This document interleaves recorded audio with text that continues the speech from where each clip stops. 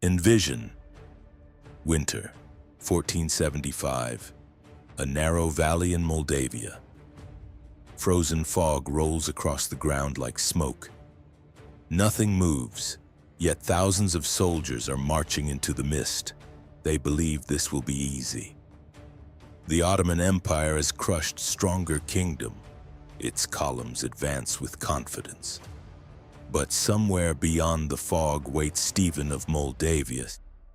Stephen cannot win by numbers, so he studies the land, the rivers, the fog. He turns the battlefield into a weapon. The invaders will not face an army alone. They will face an ambush designed by the terrain. For years, the Ottomans had swallowed the Balkans. Stephen paid tribute, bought time, but demands grew heavier. By 1474, he refused a new demand, and Istanbul saw defiance. An army would be sent to erase the problem. Stephen could not outnumber them. He could prepare. The frontier was emptied. Supplies vanished. Water sources erased. And the frozen rivers became traps of their own. Because an army that doesn't know where the ice is thin can lose hundreds before a single arrow is fired. He reorganized his army for speed.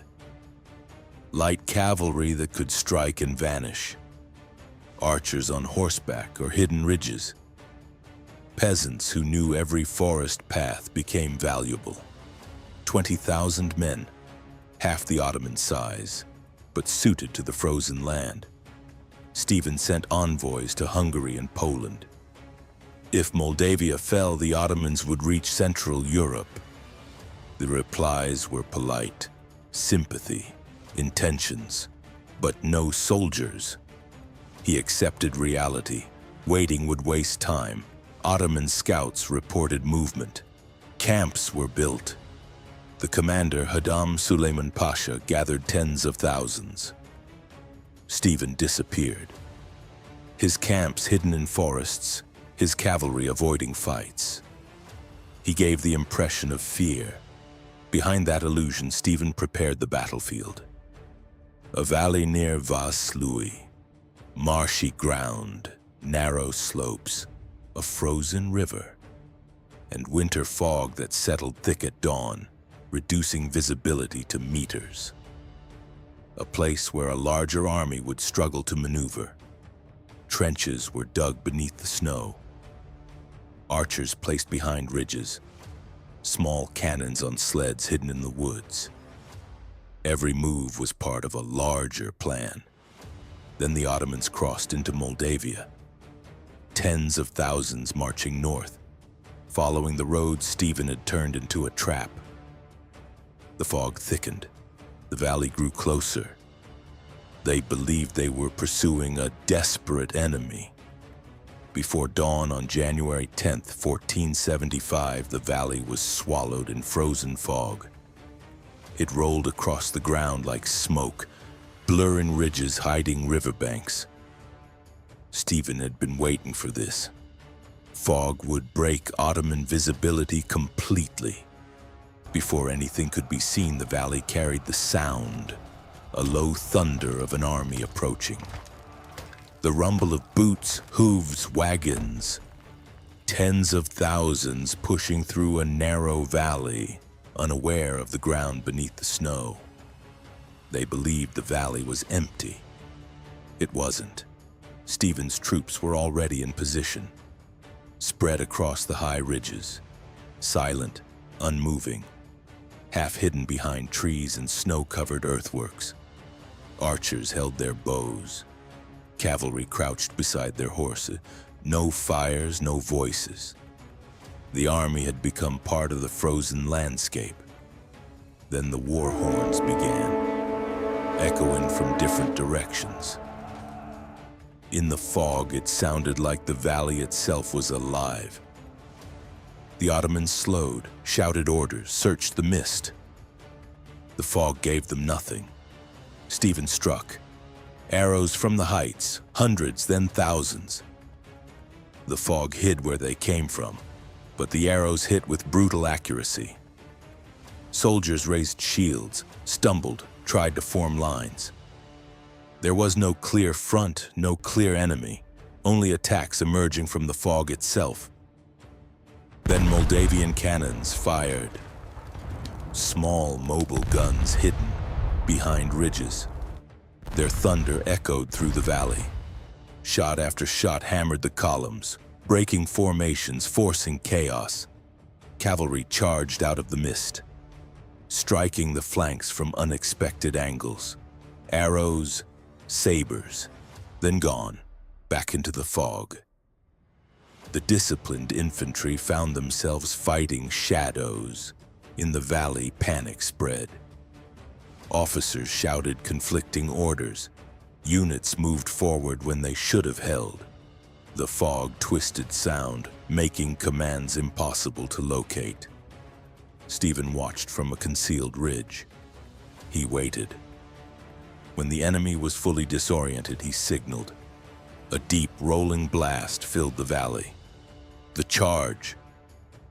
Moldavia's main battalion surged forward, descending the ridges like an avalanche, hitting an enemy already blinded, scattered, exhausted. The valley erupted into chaos. Some Ottomans tried to fall back across the frozen river, but the ice had weakened.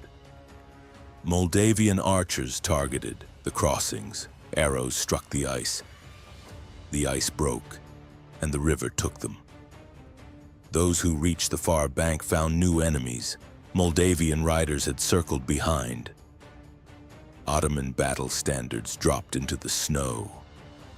By midday, the fog lifted. The valley was torn by one of the empire's most devastating defeats. Stephen rode through the valley, not celebrating, but ensuring the danger was over. His officers confirmed the Ottoman army was no longer an army. Scattered, leaderless, frozen, word spread. Villagers returned. They saw Moldavian soldiers carrying captured banners. Relief mixed with disbelief. Against all logic, Moldavia had won. Stephen sent messengers to Hungary, Poland, and beyond. If Moldavia had fallen, the Ottomans would be at the gates of Central Europe. The victory had bought time for everyone. Across Europe, reactions were immediate. Kings who had ignored Stephen now praised him.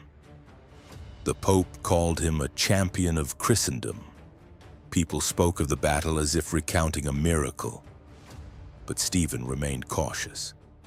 He reinforced fortresses, repaired roads. He knew the Ottomans would return, fueled by humiliation. Vaslui was a victory, but not the end. As night fell, Moldavian soldiers lit torches along the ridges. Flames flickered across the snow, illuminating where they had stood against overwhelming odds. Some prayed, others sat quietly. A few stared at the frozen sky, trying to understand how they had become part of a moment history would remember.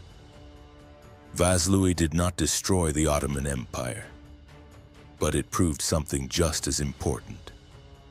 A smaller state fighting on its own land and choosing its moment could resist one of the most powerful armies of the age. The empire was not invincible. Stephen would fight again. The Ottomans would return. But on that winter morning in 1475, a narrow valley, a wall of fog, and a carefully chosen battlefield changed a campaign and proved that even an empire can walk straight into a trap.